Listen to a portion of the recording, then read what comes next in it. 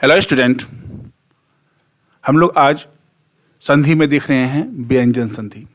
और इससे पहले हम लोग स्वर संधि देख चुके हैं और आज हम लोग देख रहे हैं व्यंजन संधि।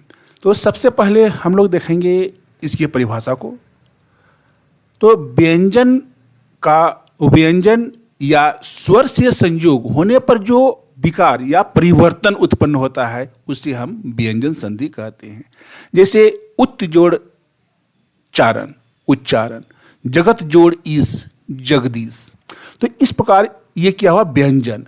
तो इसमें हम लोग देखते हैं कि एक तो व्यंजन रहेगा और दूसरा व्यंजन का संयोग हो, चाहे फिर व्यंजन और स्वर का संयोग हो।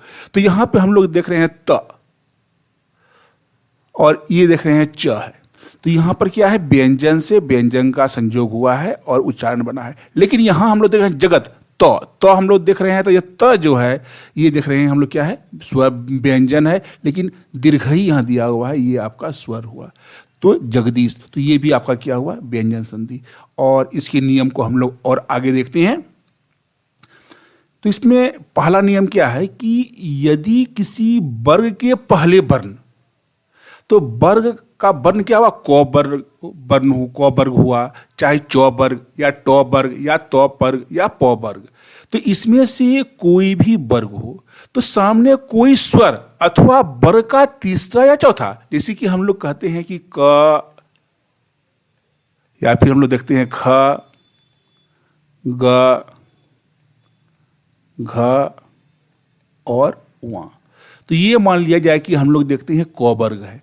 तो क वर्ग का कहता है क्या कि तीसरा या चौथा, मतलब तीसरा ये ग अथवा घ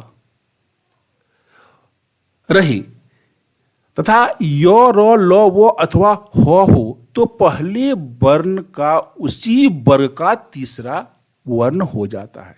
देखिए यहां और उदाहरण में हम लोग स्पष्ट देखेंगे। तो इसमें कह रहा है जैसे ना कि जैसे दिक, तो दिक में हम लोग क देख रहे हैं, क वर्ग है। तो दिक में है यहाँ ओ है, ये देख रहे हैं ओ है।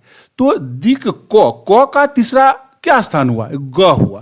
तो ये ग जो है तो यहाँ पर ग हो जाएगा, मतलब दिगंबर हो गया आपका। ठीक है। फिर यहाँ दिक क है तो दिक जोड़ गज, तो दिग्गज। तो ऑटोमेटिक ये ग है, तीसरा है उसका। अच जोड़ अंत, तो यहां हम लोग देख रहे हैं चौ वर्ग है और इसके आगे ओ है। तो चौ और ओ है तो वो क्या हो गया, अजंता हो गया। तो इस प्रकार हम लोग देखते हैं कि यदि किसी वर्ग के पहले वर्ण क ख ग घ व या फिर चौथा हो या टौथा हो तौथा हो पौफा हो कि सामने कोई स्वर हो या फिर स्वर का तीसरा या चौथा, जैसे ग घ ज झ या ढ ड ध ब भ हो, तो वर्ण या य र ल व या हो तो पहले वर्ण का उसी वर्ग का तीसरा वर्ण हो जाता है, तीसरा वर्ण होगा। जैसे यहाँ पर हम लोग देख रहे हैं ना कि यहाँ चौ है, तो चौ है, इसके यहाँ पर हम लोग ओ आ गया, तो तीसरा वर्ण चौ वर्ग का तीसरा वर्ण क्या हुआ, चौ छ ज, तो ज हुआ, देखिए यहाँ पर ज आ गया। या फिर जगत, यहाँ तो देख रहे हैं तो तो का तीसरा क्या हुआ, त थ द, तो इसलिए यहाँ ईस है तो यहाँ पर आ गया आपका जगत जोड़ ईस जगदीश, त थ द आ गया यहाँ पर। फिर यहां उत देखते हैं तो त का तीसरा क्या हुआ, त थ द या द्यो, तो उत जोड़ योग तो उद्योग हो गया। तो इस प्रकार हम लोग देखते हैं कि तीसरा लेते हैं। यहां भी देखिए अच चौ है तो तीसरा क्या हुआ, चौ छ जो, यहां जो आ गया। या फिर क है तो यहां पर देखिए ग आ गया। यहां ट है ट ठ ड, यहाँ ड आ गया। यहाँ प है तो प फ ब, यहाँ देखिए ब आ गया। और अगर त है तो त थ द, तो यहाँ पर द आ गया। तो हम लोग देखते हैं कि ये, लेकिन ध्यान रखना होगा कि क वर्ग हो, चौ वर्ग हो, ट वर्ग हो, त वर्ग हो और प वर्ग हो तो उसके सामने में स्वर हो या कोई और व्यंजन हो तो उसका तीसरा हो जाता है। ठीक है, चलिए आगे हम लोग अब देखते हैं, दूसरा नियम देखते हैं। इसमें कहता है कि यदि अंशुकार के बाद कोई स्वर हो, अंशुकार के बाद कोई स्वर हो तो अंशुकार मोह में बदल जाता है। जैसे यहाँ पे संग जोड़ आचार, तो संग अंशुकार है तो ऑटोमेटिक है कि ये क्या होगा, मो में बदल जाएगा, यहाँ समाचार हो गया। एवं जोड़ अस्तु, ये और जोड़ है, ये मो में चेंज हो गया, एवं अस्तु। स्वयं जोड़ एव, यहाँ एव की जगह पर स्वमेव हो गया।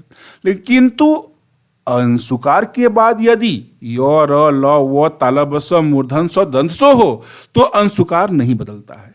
मतलब कि ये जो है, यदि अंशुकार के बाद कोई स्वर होगा तो वो अंशुकार जो है वो बदल जाएगा आपका म में। लेकिन अगर अंशुकार के बाद यदि यो र ल व तालब स मूर्धन स दंत स हो तो अंशुकार नहीं बदलेगा। संग जोड़ हार, संहार। संग जोड़ योग, संयोग। चलिए तीसरा नियम को हम लोग देखते हैं। अब कहता है कि यदि किसी वर्ग के पहले या तीसरे वर्ण, जैसे कि क, ग, च, ज आदि न पहला और तीसरा के परे यदि किसी वर्ग का पांचवां वर्ण हो तो पहले या तीसरे वर्ण का अपने वर्ग का पांचवां वर्ण हो जाता है। जैसे कि वक, क का है, जोड़ मय, वाणमय। उत जोड़ मुख, उन्मुख। सट जोड़ मास, षण्मास हो गया।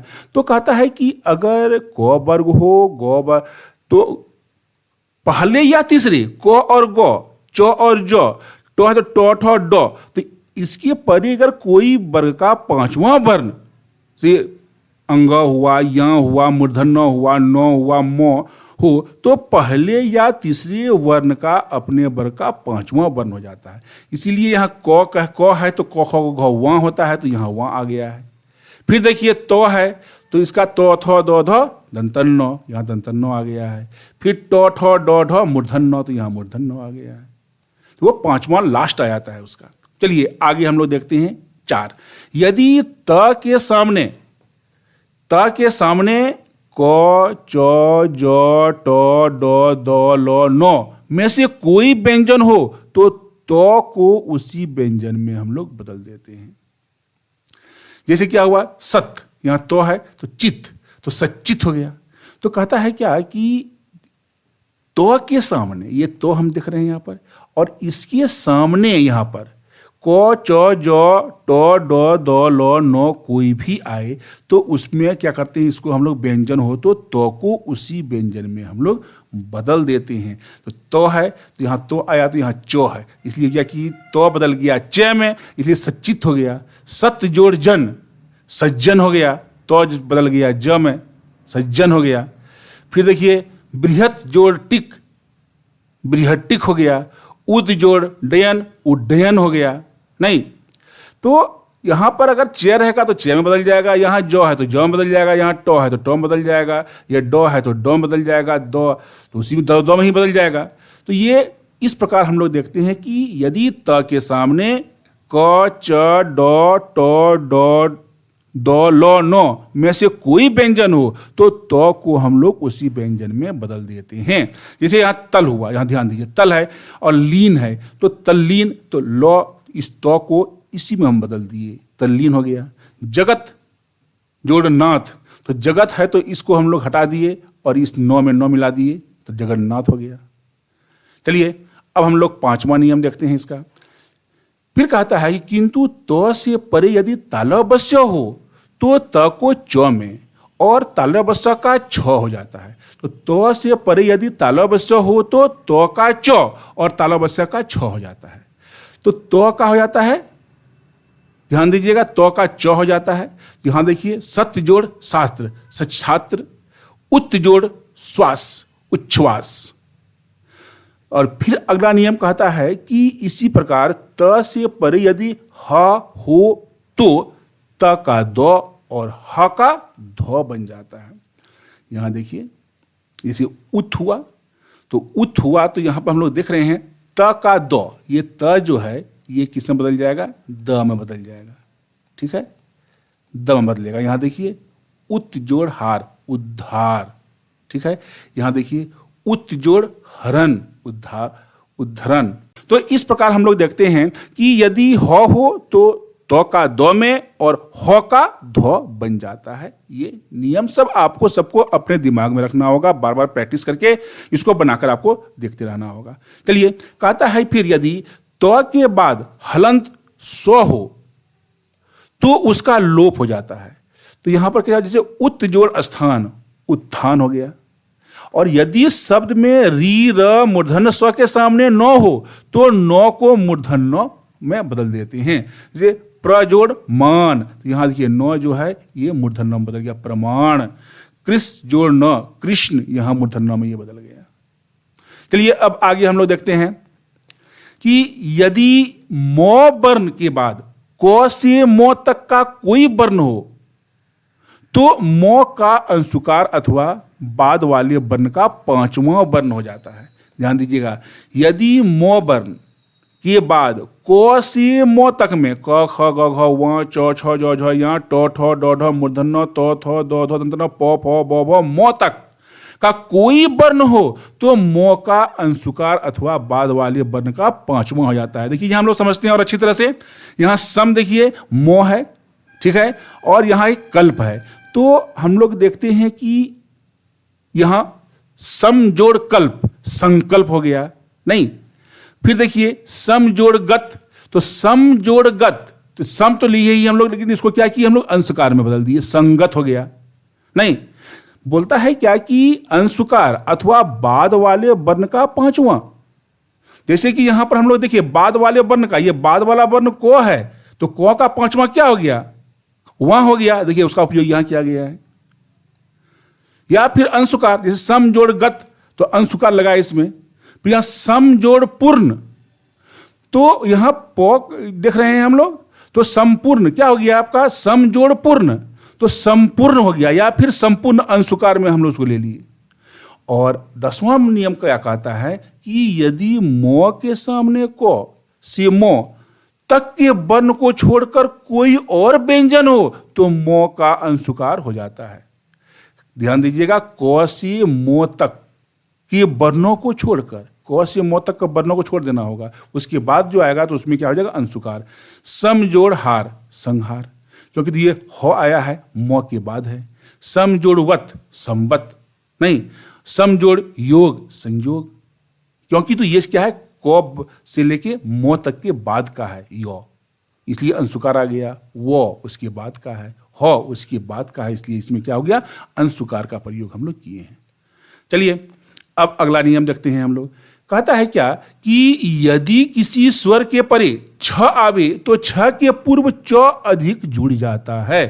ध्यान दीजिएगा कि किसी स्वर के परे छ आवे, अब यहां स्वर है उसके बाद छ आ रहा है, यहां भी स्वर है यहां भी छ आ रहा है, और यहां भी स्वर है और यहां भी छ आ रहा है, तो इसमें क्या होगा, च जुट जाएगा। आ जोड़ छादन आच्छादन, स्व जोड़ छंद स्वछंद, वी जोड़ छेद विच्छेद। ठीक है, अब आगे देखिए, कहता है यदि तालदंत स से पूर्व ओ आ से भिन्न कोई अन्य स्वर हो, ओ आ से भिन्न कोई और अन्य स्वर हो तो दंत स जो है वो मूर्धन्य स हो जाता है। जैसे यहां अभी और सेक हो गया। ठीक है, तो कहता है क्या, ओ और आ से भिन्न कोई अन्य स्वर हो तब, इसीलिए यहां क्या, अभी और सेक क्या हो गया, अभिषेक हो गया। वी जोड़ सम विषम हो गया। चलिए, तो इस प्रकार हम लोग देखते हैं कि ये हमारा जो 12 नियम हम लोग बनाए इसका व्यंजन संधि का, तो इसको 1 बाय 1 आप लोग प्रैक्टिस भी कीजिए और बार बार ये कोशिश कीजिए कि किसके बाद क्या आने से क्या जुटता है, ये आपको अपने दिमाग में रखना होगा। और ये तभी हो पाएगा जब इसका बार बार आप प्रैक्टिस कीजिएगा। और इसके बाद हम लोग अगले क्लास में नेक्स्ट देखेंगे। Okay, thank you.